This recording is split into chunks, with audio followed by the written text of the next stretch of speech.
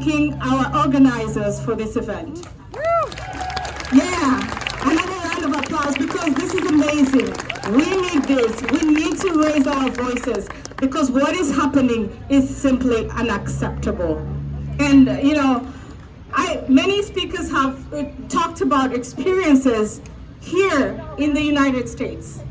And I just, you know, I can't echo what they've said right now, but because they've already said it so well. I want to start by talking about the experience of reproductive health for an immigrant like myself, and how it was where we come from, and why we fight for what we have here. So when I was in high school, in southwestern Uganda, very rural place, the fear of pregnancy was real for many girls.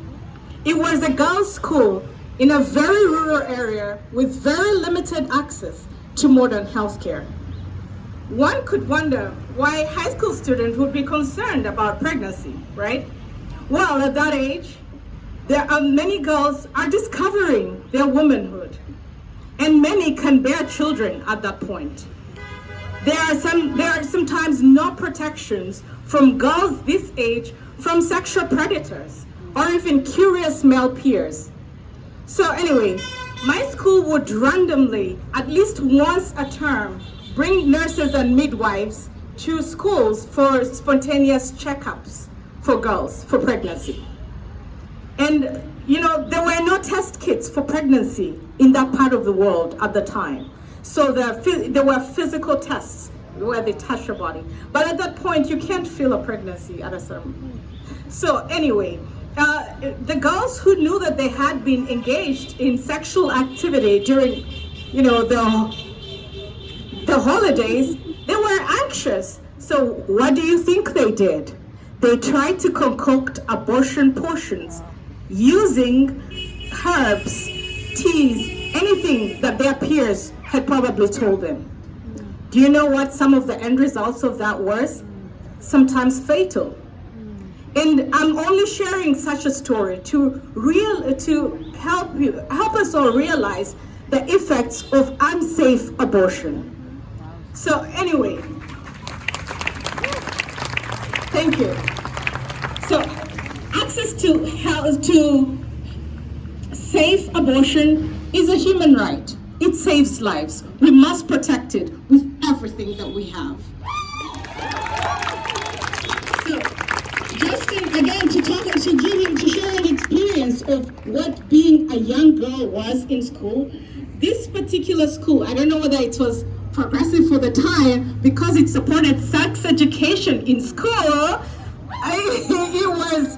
We had a designated woman, a staff member called a senior woman, who was charged with helping the girls in that age that are transitioning into womanhood to answer their questions about their reproductive hygiene, menstrual hygiene, which is another issue I'm very passionate about because I know what it means for a young girl to not have access to menstrual hygiene products. I have lived it, I have seen it, and I'll fight for it here in Massachusetts that every young girl will have menstrual hygiene products. It is a human right. And it's also helped because I'm a mother to two young girls. So I have to fight for them. If I don't, who will? So,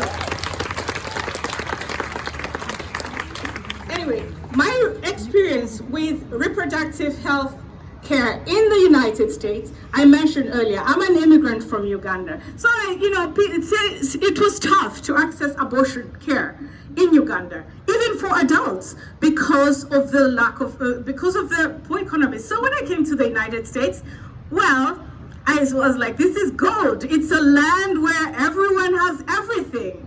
It's easy to get, right? Anyway, so I had a medical emergency, reproductive health related. And it was a few months after getting here. Now, this is where the immigrant wars come in. So they tossed me around. They said, you don't have health care. I said, yes, we're still working, processing my documentation. But I need this now because it needs to be done. it was I had a very complicated, not an abnormal pregnancy. And I was tossed around because of the bureaucracies of healthcare access. We need to stop these bureaucracies and make immigrants access proper healthcare. It is simply not acceptable. So what they did was toss me around to a community healthcare so that, you know, they could help me. And they wanted to get the easier way out and gave me over the counter, I think, medication. I don't even know what it was. I bled a whole lot.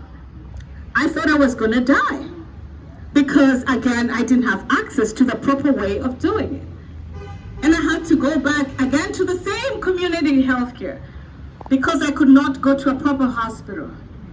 And they did it the legal way, but after a lot of hurt. And guess what came after that? A huge medical bill for a new immigrant who has no job, who is still struggling to settle in. This is not acceptable. This is why I will fight for healthcare access for reproductive rights. This is why we fight. This is why we're here. We recognize that a woman has a right to access proper healthcare for, you know, because we could die. It's not a joke. And there's no man should, in the, you know, with power, should play around with our lives. We are human, right? So, again, my passion was shaped by my work in Uganda.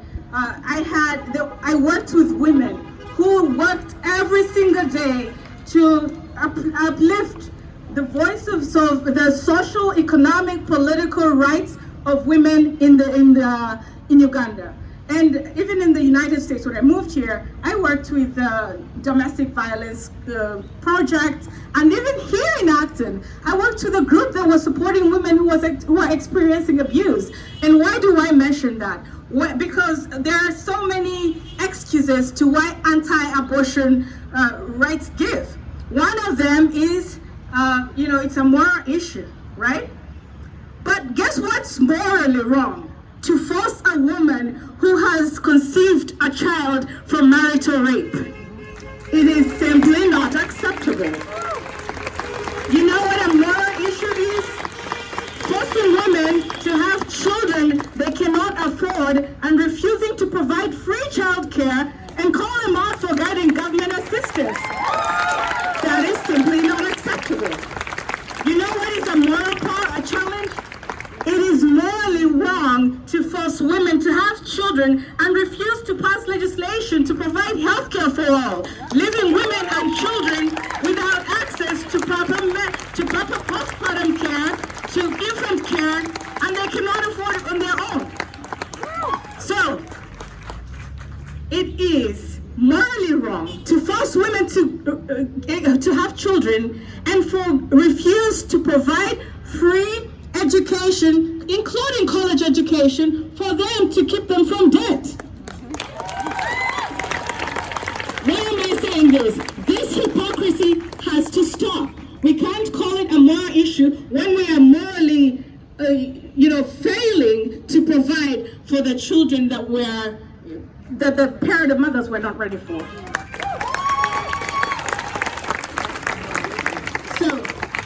The other issue is reducing access to abortion reduces demand for abortion. Has anyone heard of that one? When we reduce abortion access, we reduce the demand for abortion. I love this one. You know why? We all know that reducing access to abortion does not reduce the demand for sex. Are you with me here? It does not. And it does not also reduce rape. It does, and so pregnancies do not happen by miracle. There is a man involved in some way. So putting the burden on the woman is hypocritical. It needs to end. We need to save our rights as women. Well, I want to just, as I come to the end, I just want to say that motherhood is sacred. I'm a mother of 2 girls. It is powerful. powerful.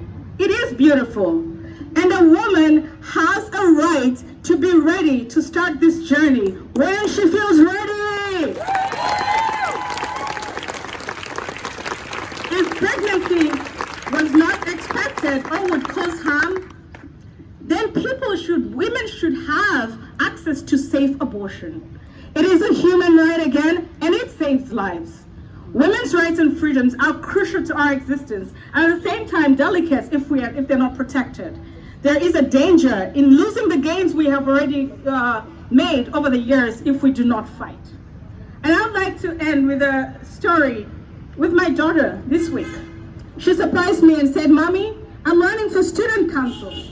And I said, "Woohoo!" And I said, "Student council, where did that come from?" She said, I just want to help my school." And I asked her, I popped further and I said, "What are you going to do? Why do you want to help the school?" And so she said, "I wrote it down." Much of what she wrote, I will just read a little part, it was healthcare related.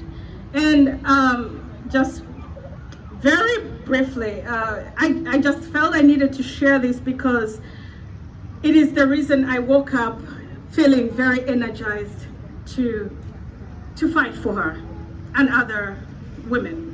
And I beg your pardon for this. I should have been more ready with it. Take your time. Yeah, we're gonna fight for them. Anyway, she said, "I hope to help the school nurse because I'm one of the people who goes there a lot.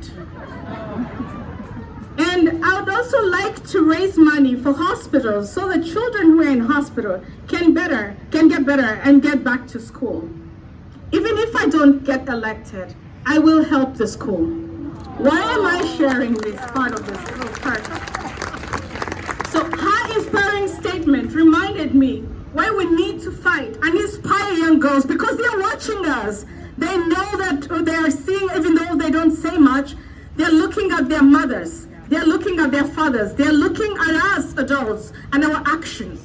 So we need to fight for our young girls. We need to inspire them. So we need to fight for women's rights. We need to